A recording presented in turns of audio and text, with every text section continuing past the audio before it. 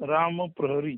रामप्रहरी चिंतनाचं शीर्षक आहे, ब्रह्मोदित होता विश्वनाश तैसा, दिनमणी येता मेघ पटल नाश जैसा. एकदा का हृदयात ब्रह्म उदित झाला की विश्वाचा नाश होतो. जसा दिनमणी म्हणजे सूर्य उगवला की मेघपटलाचा म्हणजे ढगांच्या आच्छादनाचा नाश होतो. तर ब्रह्मोदित होता विश्वनाश तैसा, दिनमणी येता मेघ पटल नाश जैसा. ब्रह्म उदित झालं की विश्व नष्ट होतं आणि सूर्य उगवला की ढगांचं आवरण नष्ट होतं. प्राध्यापक.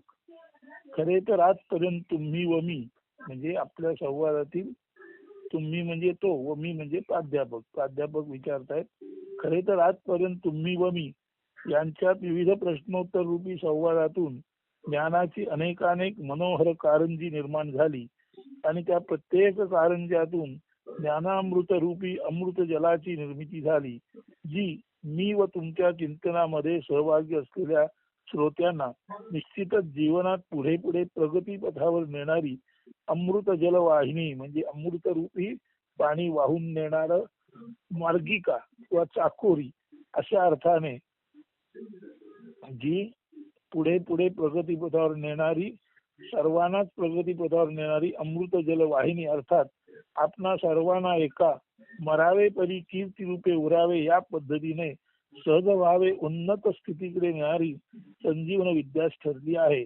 मात्र तरीही जगाचे नेमके प्रयोजन काय हा हेतू जगनिर्मितीचा अद्यापही संदिग्ध म्हणावा असाच उरला आहे. न सुटलेले कोडेच जणू. आता हे दीर्घ वाक्य परत एकदा शांतपणे ऐका म्हणजे आपल्याला सर्व समजेल. प्राध्यापक. खरे तर आजपर्यंत तुम्ही व मी यांच्यात विविध प्रश्नोत्तर रूपी संवादातून ज्ञानाची अनेकानेक मनोहर कारंजी निर्माण झाली आणि त्या प्रत्येक कारंजातून ज्ञानामृत रूपी अमृत जलाची निर्मिती झाली, जी मी व तुमच्या चिंतनामध्ये सहभागी असलेल्या श्रोत्यांना निश्चितच जीवनात पुढे पुढे प्रगती पथावर नेणारी अमृत जल वाहिनी, अर्थात आपणा सर्वांना एका मरावे परी कीर्ती रूपे उरावे या पद्धतीने सहज भावे उन्नत स्थितीकडे नेणारी संजीवनी विद्याच ठरली आहे. मात्र तरीही जगाचे नेमके प्रयोजन काय हा हेतू जगनिर्मितीचा अद्यापही संदिग्ध म्हणावा असाच उरला आहे. न सुटलेले कोडेच. आता तो साधू म्हणतो, तो अहो हा प्रश्न एकदा चिंतनात असताना त्या निर्मात्याला माझ्याकडून विचारला गेला आहे आणि त्याचं जे चिंतन आहे ते मी प्रथम तुम्हाला सांगतो आणि नंतर त्याचं पद्यरूपी सांगतो. परमेश्वराजवळ बोलताना तो साधू पूर्वी कधी काही म्हणाला, हे परमेश्वरा, तू जर अव्यक्त आहेस तर तुझे जग व्यक्त असण्याची गरजच काय? तू स्वतःला निर्मोही समजतोस, पण खरे तर या जगात विविध रूपाने व्यक्त होण्याचा तुला मोह झाल्यानेच तर तू हे व्यक्त जग निर्मिलेस ना. खरे तर निराकार निर्गुण असे तू आपल्याला म्हणून घेतोस. हे तुझे सोंग आहे. हे तुझे सोंग सगुण साकार जगात व्यक्त होऊ पाहण्याच्या तुझ्या प्रयत्नाने उघड झाले आहे. तुझे ढोंग दिसून आले आहे. तुझे ढोंग दिसून आले आहे. तू अव्यक्त म्हणून घेऊन प्रत्यक्षात मात्र स्वतःचे नेमके रूप समजून घेण्याचा व्यर्थ खटाटोप करीत आहेस. जर तू खरोखरच अव्यक्त असतास तर तू तसे राहणे आवश्यक होते. मात्र तुलाच अव्यक्तत्व सोडून व्यक्त होण्याची झटापट करावी लागावी हे हास्यास्पदच आहे. तुलाच जर व्यक्ततेची आस आणि ध्यास लागला आहे तर लोकांना तुझ्या अव्यक्ताचा महिमा तू साधू संतांद्वारे जो सांगतोस त्यात काय हशील आहे, त्यात काय अर्थ आहे? निर्गुण निराकार अव्यक्ततेचे तुझे ब्रीद तुला सांभाळता येत नसेल तर आता निमूटपणे माझ्या पुढे तुझ्या सगुण साकारतेत उभा राहा. आता तुझे सोंग ढोंग पुरे झाले. तर अव्यक्ताने हे जग व्यक्त जग निर्माण केलं. पुन्हा भक्त आहे तो देवाला म्हणत आहे, हे तुझे सोंग पुरे. तुला अव्यक्ताची हौस आहे असं म्हणतोस, पण खरं तर तुला व्यक्त होण्याची, तुझं रूप तुला पाहण्याची हौस आहे म्हणून तू हे जग निर्माण केलंस. तेव्हा आता तू बिनबोभाट किंवा निमूटपणे माझ्या पुढे तुझं जे साक्षात ज्ञान आहे, तुझं जे शुद्ध असणे पण आहे ते माझ्या पुढे तू मान आणि मला तू बोध दे. तर ते काव्य 124-125 पानावर मेघवृष्टीमध्ये आहे. आणि अर्थात आत्मोपनिषद मध्येही आपल्याला ते मिळेल. ते काव्य असं आहे, कोणे हे तू देवा जग निर्मियेले, असता अव्यक्त तुझे जग कार्य व्यक्त, म्हणसी निर्मोही तरी अससी तू मोही, जगी व्यक्त होऊनी तू तुझे रूप पाही, निराकार निर्गुण वाटे तुझे सोंग, साकार सगुण जगी उघड तुझे ढोंग, अव्यक्ताचा सारा चाले व्यर्थ खटाटोप, स्वरूप पाहण्या तू जगी करीसी झटापट, व्यक्ततेची आस व्यक्ततेचा ध्यास, जना व्यर्थ सांगसी अव्यक्त अभ्यास, तुझे तुला ब्रीद सांभाळे ना जरी, मज पुढे देवा तरी उगा उभा राही. तर अहो, हा प्रश्न एकदा चिंतनात असताना त्या निर्मात्याला विचारला गेला, मज पुढे देवा तरी उगा उभा राही, अशा तऱ्हेने सारांश रूपाने त्याचा निष्कर्ष असा आहे की निर्मात्याला, ईश्वराला किंवा त्या विराट ब्रह्माला आपण निर्मोही समजत असलो तरीही त्याला आपल्या अनंत अथांग अतिव्यापक किंवा खरे तर सर्व व्यापक असणेपणात नेमके काय काय आहे ते समजून घेण्याची उत्सुकता लागली. त्यामुळे तो मोहवश झाला आणि त्या अनंतातून या शांत जगाची निर्मिती झाली. अति अनंत सुषुप्त चैतन्य, अति अनंत सुषुप्त चैतन्य म्हणजे absolute infinite dormant energy. Absolute म्हणजे पूर्णत्वाने, इन्फिनिट म्हणजे अनंत, डॉर्मंट म्हणजे सुषुप्त आणि एनर्जी म्हणजे चैतन्य. ऍब्सोल्यूट इन्फिनिट डॉर्मंट एनर्जी, अति सुषुप्त अनंत चैतन्य मर्यादित रूपाने अल्पावशाने जगनिर्मितीत कार्यरत झाले. ही कार्यरतता नित्य स्वरूपाची म्हणजे सततची उत्पत्ती स्थिती लय या व्यग्रतेत आहे. त्याच शांत जगात आपणही असल्याने प्राध्यापक हो, आपण सारे जीव या जगात पुनरपि जननम पुनरपि मरणम पुनरपि जननी जठरे शयनम या चक्रात अडकलो. त्यातून ज्याला सुटायचे आहे त्या मूळ अनंत चैतन्यालाच जर त्याने आपले मानले, त्याच्या चिंतनातच तो राहिला, तर पुढची जी शंकराचार्यांची ओळ आहे, भज गोविंदम भज गोविंदम भज गोविंदम मूढमते, भज गोविंदम भज गोविंदम गोविंदम भज मूढमते, म्हणजे आपण त्या अनंत सुषुप्त चैतन्यातून निर्माण झालेल्या शांत येणाऱ्या जाणाऱ्या जगात जन्माला आलो असल्या कारणाने आपणालाही या पुनरपि जननम पुनरपि मरणम पुनरपि जननी जठरे शयनम या चक्रात अडकावे लागते. परंतु या चक्रात जर अडकायचे नसेल, आपणाला या शांत, आपल्याला या शांत म्हणजे अंत असलेल्या शाश्वत जगातून कायमचं मोकळं व्हायचं असेल, तर पुढे जे शंकराचार्यांनी सांगितलेलं आहे, भज गोविंदम भज गोविंदम भज गोविंदम मूढमते, तर हे मूर्ख माणसा त्या गोविंदाला, आता गोविंद म्हणजे इंद्रियांना आकर्षून घेणारी शक्ती, म्हणजे आपल्याला जर या सगुण साकार जगातून कायमस्वरूपी बाहेर जायचे असेल, तर आपणाला ते जे अनंत सुषुप्त चैतन्य आहे तेच आपण आहोत, त्याचं ध्यान सतत हरनिश करावं लागेल, मन हृदयामध्ये त्याची धारणा करावी लागेल. आणि असं केलं तर आणि तरच भज गोविंदम गोविंदम भज मूढमते, ते मूर्ख माणसा त्या चैतन्याचंच तू फक्त आणि फक्त प्रकटीकरण आहेस. तू आणि चैतन्य यात काहीही भेद नाही. हे जर तू ध्यानात कायमस्वरूपी घेतलंस तर निश्चितच एक दिवस या येणाऱ्या जाणाऱ्या अशाश्वत जगातून तू कायमचा मुक्त होशील. या श्रीमद आद्य शंकराचार्यांच्या आदेशाचा यथायोग्य आपण आदर केला तर शक्यता आहे की किमान वरचेवर जन्म मृत्यू चक्रात असा ज्ञानी माणूस जो पूर्ण काम, ज्याच्या इच्छा सर्व निरीच्छ झाले आहेत, जो पूर्ण काम झाला आहे झाले आहेत, असा हा पूर्ण काम माणूस त्या गोविंदाच्या भजनात आपण स्वयमेव चैतन्य आहोत आणि जे निर्गुण निराकारच आहे अशा त्या चैतन्यात तो राहिला तर मात्र तो या निर्गुण निराकार अनंत चैतन्यातून मर्यादित स्वरूपात आलेल्या ह्या विश्वामध्ये जरी आज असला तरी आजचा हा असा माणूस जर ज्ञानी असेल तर या जन्मातच आपल्या शुद्ध निर्गुण निराकार चैतन्याचा बोध घेईल, त्याचा शोध घेईल आणि त्यामध्येच तो राहून पुन्हा वरचेवर जन्माला येणार नाही. असा माणूस पूर्ण काम असल्याने निरपेक्ष आणि निरीक्ष पूर्णतया तो असल्या कारणाने त्याला पुन्हा जन्माला येण्याचा हेतू उरणार नाही.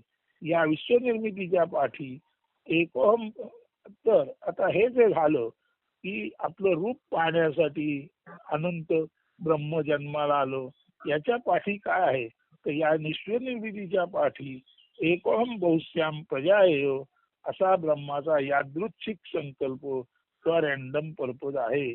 आता ब्रह्म जे आहे ते इतकं अनंत आणि इतकं विराट आहे की त्या विराटाला किंवा अतिश्रीमंत माणसाला कधीतरी वाटतं की आपली संपत्ती मोजावी, तसं या विराट अनंत ब्रह्माला वाटलं की आपल्यात नेमकं काय काय आहे ते पाहावं, म्हणून या विश्वाची निर्मिती झाली असं अनुमान आपल्या पौर्वात्य तत्वज्ञानाने दिलेला आहे.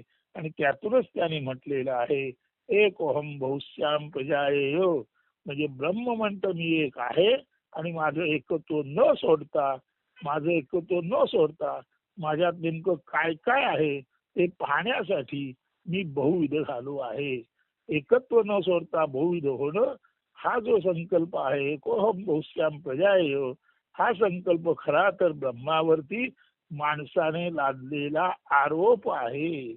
म्हणजे माणसाला जसं वाटतं की आपण भरपूर वेळ गप्प असलं की माणसाला वाटतं आता काहीतरी करावं, तसं ते शांत निवांत निर्गुण निराकार ब्रह्म त्याच्यामध्ये किंचित चैतन्याची चंचलता निर्माण झाली आणि बहुश्याम प्रजाएय असा संकल्प तयार झाला. अशी ही मानवी कल्पना खर तर ब्रह्मावर लादलेली आहे.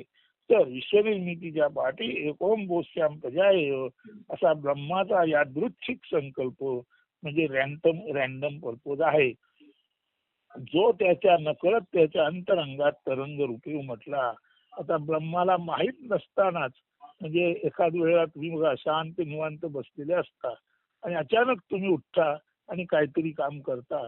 काम केल्यानंतर तुमच्या लक्षात येतं मी यासाठी उठलो, परंतु तुम्हाला जागेवरून उठवताना हे अचानक उठवणं आहे. तसंच त्या अनंत ब्रह्माच्या अनंत चैतन्यामध्ये अचानक लाट आली आणि हे विश्व निर्माण झालं. म्हणून ब्रह्माचा हा यादृच्छिक संकल्प त्याच्या नकळत त्याच्या अंतरंगात तरंग रूपे उमटला आणि अखेरीस विराट ब्रह्माचा तरंग रूप हेतू तो कितीही तरल विरल असला तरी विश्वनिर्मिती व्हायची ती झालीच. म्हणजे अनंत चैतन्यात, अनंत विराट चैतन्यात, अनंत विराट निर्गुण निराकार सुषुप्त चैतन्यात किंचित काही मिलीमीटरची जरी लाट उमटली तरी सुद्धा त्यातून विश्व निर्मिती झाली. म्हणूनच म्हणतात की ब्रह्मातून हे जे विश्व निर्माण झालेलं आहे ते एकूण ब्रह्माच्या चैतन्य शक्तीच्या 0.05 म्हणजे फक्त 5% इतक्याच चैतन्यातून हे विश्व निर्माण झाले आहे.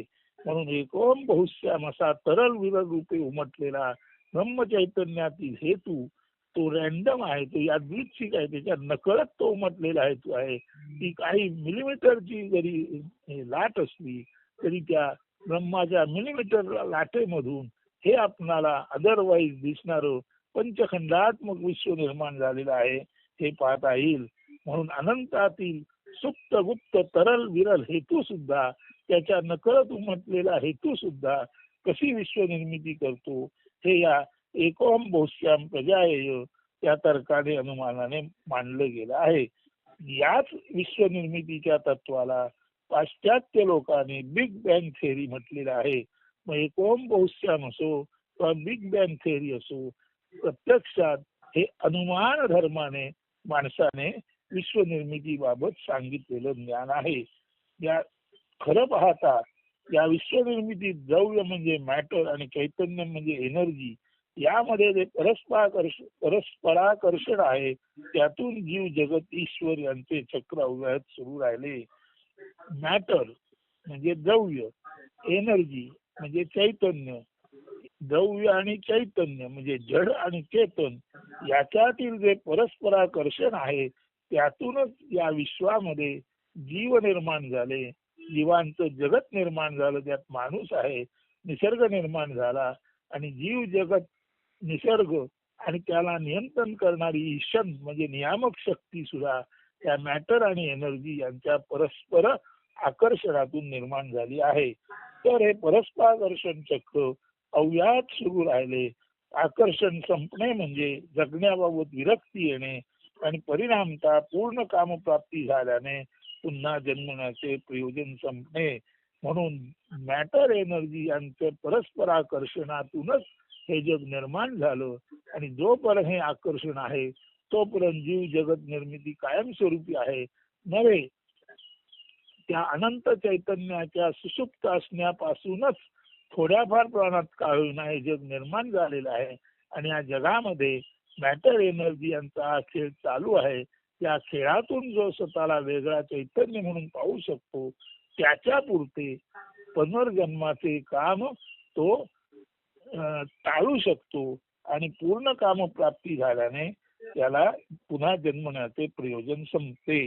आता साधू म्हणतो जसं आपण मज पुढे देवा तरी उगा उभं राही म्हटलं, मज पुढे देवा तरी उगा उभं राही म्हणताना एक विश्व निर्मितीचं रहस्य या साधूला कळलं. तसंच तो दुसऱ्या एका काव्यातून मेघवृष्टीपान 19-20 वरती सांगत आहे की अनंत तयासी नित्य सदा तारी. हे विश्व म्हणजे नेमकं काय आहे तर हे अनंत ब्रह्म आहे. ते या विश्वाला आणि त्या विश्वातील सर्व जीव जंतू माणसांना तारतो. परंतु ती रचना अशी आहे की त्याचा गद्य अर्थ समजून घ्या. सागराच्या पोटात सतत उफाळणाऱ्या वर सळसळत जाणाऱ्या लाटा उगवतात व मावळतात. उगवणारी मावळते आणि मावळणारी फिरून पाठी वळून पुन्हा जोमाने नव्या रूपात जन्माला येते. उत्पत्ती लयाचे हे चाळे खेळ अविरत चालूच असतात. जीव अज्ञातातून जन्माला येतो आणि बाल युवा वृद्ध अशा अवस्था ओलांडीत पुनरपी अज्ञाताला मिळतो. ज्ञातात दिसणारे दृश्य अज्ञातात विसर्जित होते, अदृश्य होते.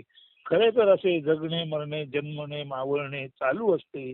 त्यालाच मी तूपणातील जीवन म्हणतात, त्यालाच संसार म्हणतात.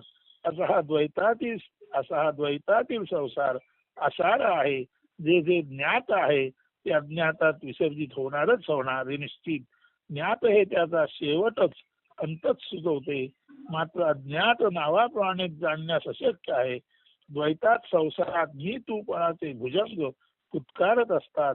असे ज्ञातातील भुजंगांचे सैराटातील उद्ध्वस्त करणारे विष त्या विराटते असीमतेत निर्विष होते. म्हणजे जसं क्षीरसागरात 14 रत्न आहेत आणि त्याबरोबर हलाहली आहे. मंथन होण्यापूर्वी जशी 14 रत्न आणि हलाहल किंवा हलाहला सहित ती 14 रत्न एकत्र होती, शांत निवांत होती. तसं विराट ते द्वैत नसते, ते शांत द्वैत असते. मात्र जेव्हा त्या विराटतेत हालचाल निर्माण होते, द्रव्य आणि एनर्जी यांची हालचाल सुरू होते, तेव्हा हे सैराट जग याच्यामध्ये भेदाभेद अमंगलता आहे, युद्ध आहे, ते सर्व जन्माला येतो. आणि हे सैराटातील या अशाश्वत जगातील हे जे उद्ध्वस्त करणारे जीवन आहे ते पुन्हा जेव्हा अज्ञातात गेलं जातं माणसाकडून तेव्हा ते नष्ट होतं. तर अशी ही जीवदशा नीट समजून जो ध्यानी धरील तोच संसारात राहून खराखुरा ध्यानमग्न ध्यानी समजावा. तो शांतात मर्यादेत राहूनही अनंताचे अमर्यादिताचे ध्यान धरीत असतो. त्याला अनंतच सदा सर्वदा सांभाळीत असते. म्हणजे अनंताचे ध्यान धरणे म्हणजेच शंकराचार्य म्हणतात भज गोविंदम भज गोविंदम भज गोविंदम मूढमते. असे जो करीत असतो त्याला या शांतातून अनंतात प्रवेश मिळण्याची आणि तेथेच राहण्याची मुभा ते ब्रह्म देते. तर आता ते काव्य असं आहे 19-20 पानावर मेघवृष्टीच्या जे आपल्याला आत्मोपनिषद मध्येही निश्चित मिळेल.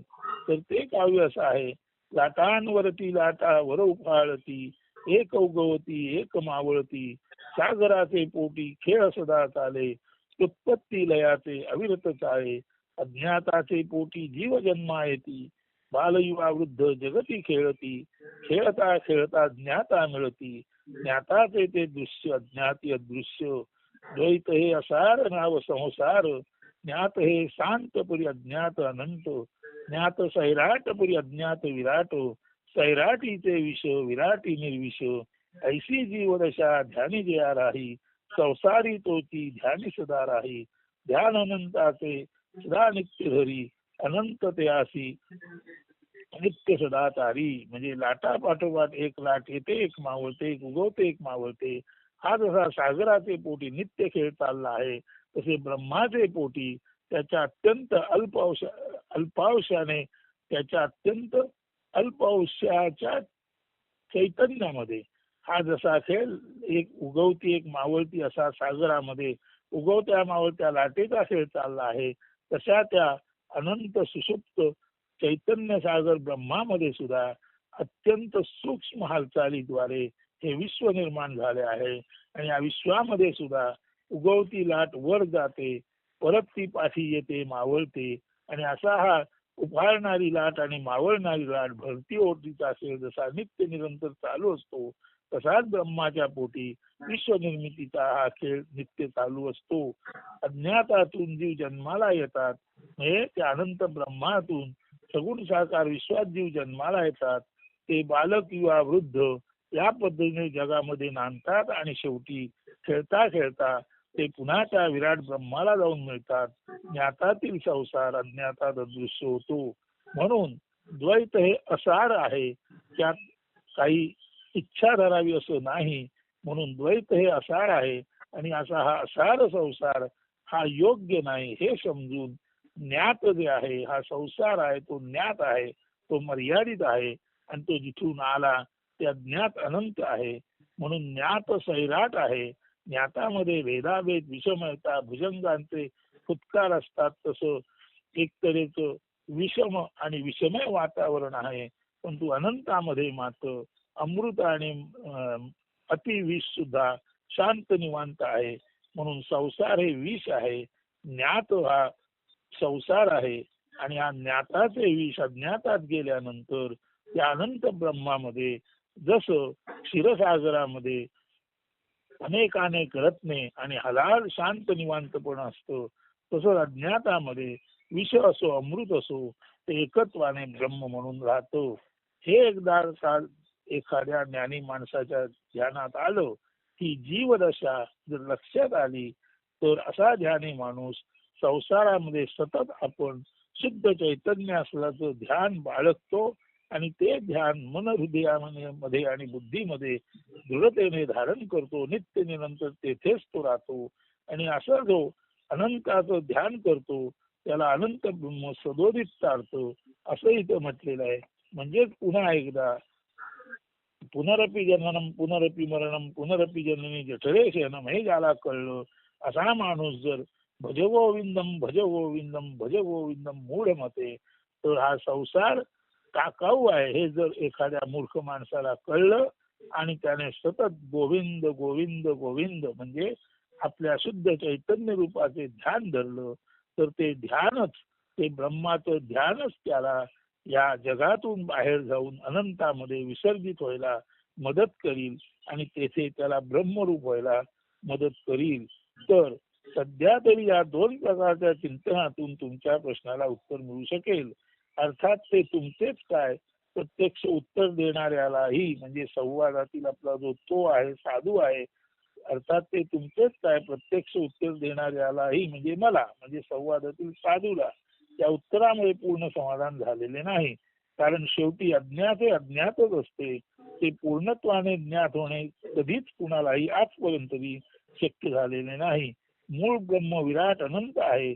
त्याचे ज्ञान मर्यादित 36 तत्वधारी संघाताच्या देहीला माणसाला तो कितीही ज्ञानी असला तरी जन्म मृत्यू अधीन असल्यामुळे या विश्वाच्याच अशाश्वत विश्वाच्या अशाश्वत सदस्याला किती ब्रह्माचे ज्ञान झाले तर ते मर्यादितच असणार. ते पूर्णत्वाने होणे अशक्य आहे. बरे, तो स्वतःच अज्ञात ब्रह्म झाला की पाठी फिरून कसे काय कुणास सांगू शकेल. जेव्हा कुणास तो स्वतःच ब्रह्म झाला की ब्रह्म झालेला पाठी फिरून ब्रह्म म्हणजे काय हे कसे कुणास सांगू शकेल. जोपर्यंत तो अजून ब्रह्मा वेगळा आहे तेव्हा त्याला ब्रह्म सांगता येणार नाही, आणि तो स्वयं ब्रह्म झाला की त्याला पाठी येता येणार नाही. अशी ही शृंगापत्ती आहे. म्हणजे मर्यादित माणूस पूर्ण ब्रह्म आकलू शकत नाही, आणि माणूस पूर्ण ब्रह्म झाला की तो पुन्हा मर्यादित होऊन काही कुणाला सांगू शकत नाही. सारांश ब्रह्माच्या सारांश ब्रह्माच्या नजदीक जवळ गेलेल्याने हे सर्व मानले आहे. जेव्हा ते अजून ब्रह्मा वेगळे माणूस आहेत.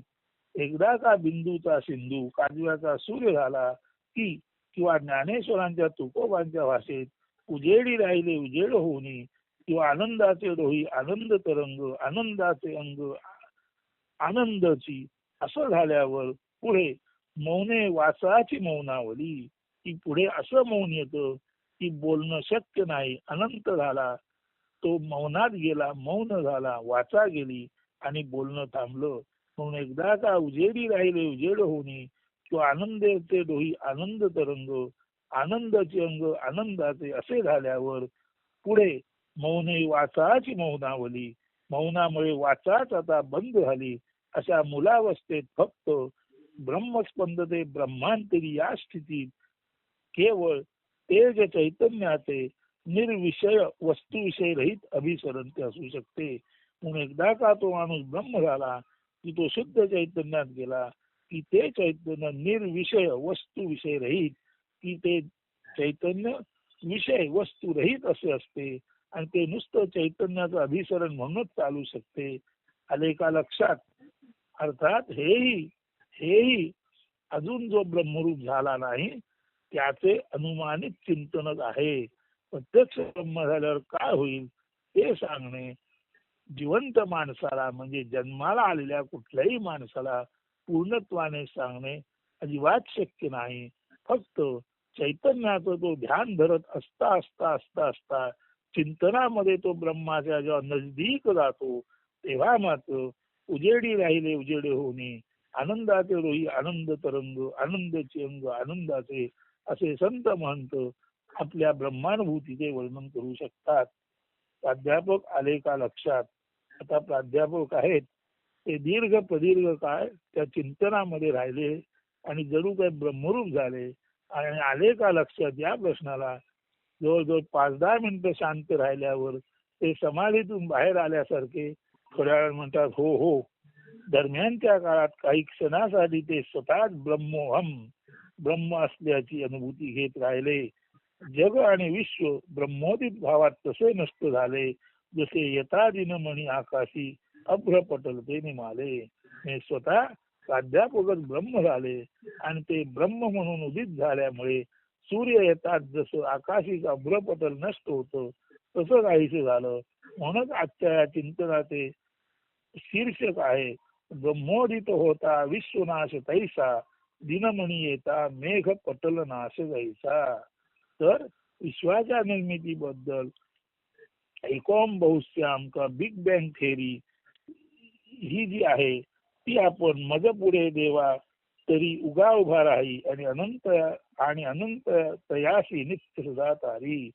एकॉम बहुश्याम का बिग बँग थेरी मज पुढे देवा तरी उगा उभा राही, मेघवृष्टी पान 124-25 आणि अनंत दयाशी नित्य सदा तारी मेघवृष्टी पान 19-20 मध्ये या रचना आहेत. त्या रचनांचा आधार घेऊन प्राध्यापकांच्या प्रश्नाला आपल्या साधूने उत्तर दिले आहे, आणि तो अखेरीस निष्कर्षाप्रत येतो. ब्रह्मोदित होता विश्वनाश तैसा दिनमणी येता मेघपटल नाश तैसा. प्राध्यापक तुम्हीच ब्रह्म म्हणून उदयास आलेत की तुमच्या दृष्टीने जग आपोआप नष्ट झालं. तसा सूर्य आला की आकाशातील मेघपटल अनायसे नष्ट होतं. तर सज्जन श्रोते हो, या चिंतनात राहा आणि पहा काही आपणाला यातून घेता येते किंवा कसे. अस्तु. धन्यवाद. शुभ दिन.